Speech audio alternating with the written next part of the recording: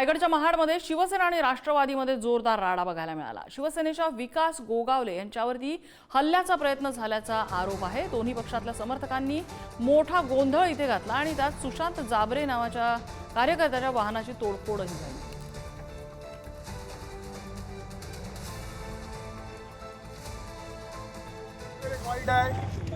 दोन कुठल्या गाड्या इनोवा आहेत वाटतं, त्यातनं काही हॉकी स्टिक स्टंप आणि ही रिव्हॉल्वर माझ्यावरती जी उभारण्यात आली, ती रिव्हॉल्वर विकास गोगावलेवरती कशासाठी उभारण्यात आली? खासदार सुनील तटकरेच्या दम आहे तर त्यांनी मर्दासारखं येऊन समोर लढावं। पाटणं हे असे बगल बच्चे पाठवायचे नाही।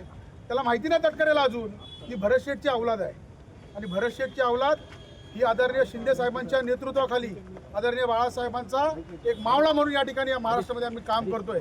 आणि काम करत असताना राज्याचे गृहमंत्री आदरणीय फडणवीस साहेबांना मी विनंती करतोय की एखाद्या जर का मंत्र्याचाच मुलगा जर का सुरक्षित नसेल तर या महाराष्ट्रामध्ये बाकीची जनता जनार्दन काय सुरक्षित असेल याचा आपण कुठेतरी या ठिकाणी विचार करावा। आज ही रिव्हॉल्वर जर्मन मेडची का कुठल्या मला माहिती नाही, परंतु ही रिव्हॉल्वर या ठिकाणी माझ्यावरती उभारण्यात आली आणि कदाचित जर का माझा जीव गेला असता तर त्याला जबाबदार कोण?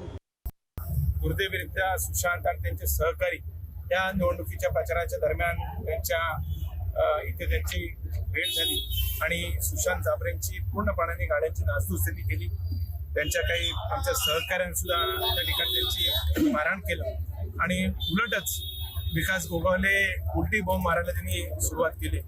माझी पोलीस यंत्रणेला विनंती आहे, माझा त्यांच्यावर विश्वास आहे की दूध का दूध पाणी का पाणी या संपूर्ण घटनेचा हे त्या ठिकाणी सोक्षमोक्ष लावतील।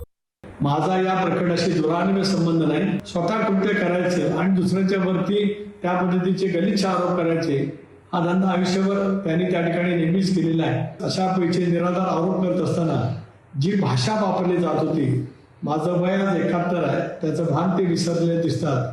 अरे तुरीच्या एकेरी भाषेमध्ये बोलत आपल्या विकृत मनोवृत्तीचं त्यांनी दर्शन उभ्या महाराष्ट्राला घडवलं। कारण अशाच पैच्या विचारधारेमध्ये वागणारी माणसं यापेक्षा काय वेगळी वागतील अशी कुणाचीच अपेक्षा त्या ठिकाणी नव्हती।